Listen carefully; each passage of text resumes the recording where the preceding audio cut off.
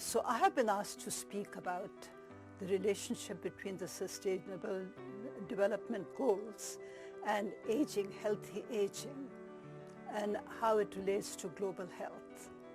And I actually think that there are many that relate to aging, but the one that I want to focus on is Sustainable Development Goal 1, 3, 10, and 11. The first one deals with poverty reduction.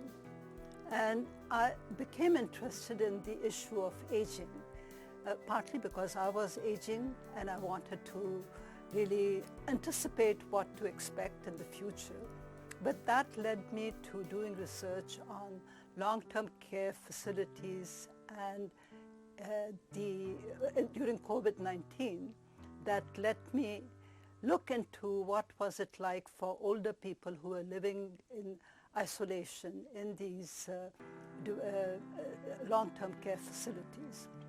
That research actually was very influential in my thinking about developing a course that dealt with healthy aging.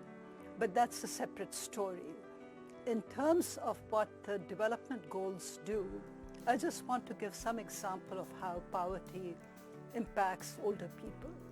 As you know, people as they age, they retire, very often their income goes down. And this is especially true for women who are actually often, particularly in my generation, they may not be employed themselves because they were homemakers, so their pension is extremely small. And as you know, women generally outlive men by 5 to 6 years. So they really end up by living in poverty. So there needs to be a strategy to ensure that people do not live in poverty as they age. These are supposed to be golden years, but in fact it is not really very golden for them. In Newfoundland, the situation is a little bit better because you have many people have families who kind of make sure that the older people in their families are taken care of. But even that is now beginning to change because as younger people migrate for work, there are fewer and fewer people who are there for their elderly people. And so again, the dependence on long-term care facilities becomes very important.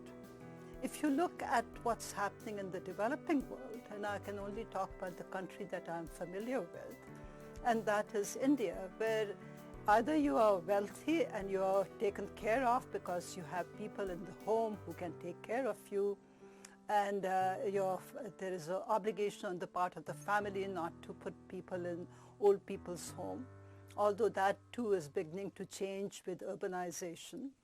But for sure, the impact on poor people is tremendous.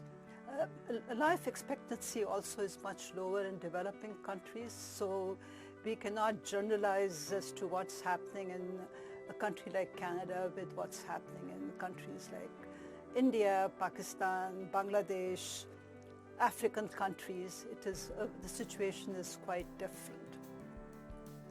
The third development goal that I want to talk about has to do with what is it? It's good health and happiness. I think that is the third one.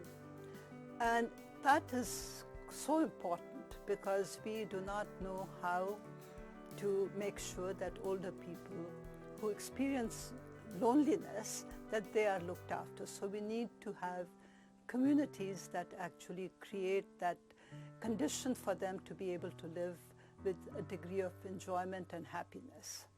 I already spoke a little bit about the Sustainable Development Goal number 10, which deals primarily with inequalities. And I pointed out that there was a definite gender difference, inequality that is seen between men and women, but also between different classes. You have people who are poor, whose life expectancy is low, but they also live in abject poverty. And that is one of the saddest realities about the developing countries. The last one is that I want to talk about is development goal number 11, and that deals sustainable cities. And this is where the cities, through their policies, can make a huge difference for people to be able to live in the community.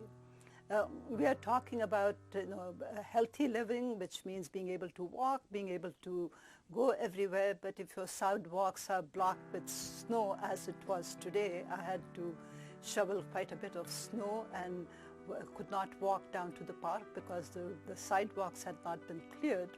It is clearly one that the city can take care of and create the conditions so that people have areas that they can walk to easily, and that they are able to also have community programs for seniors. And I think I'm done.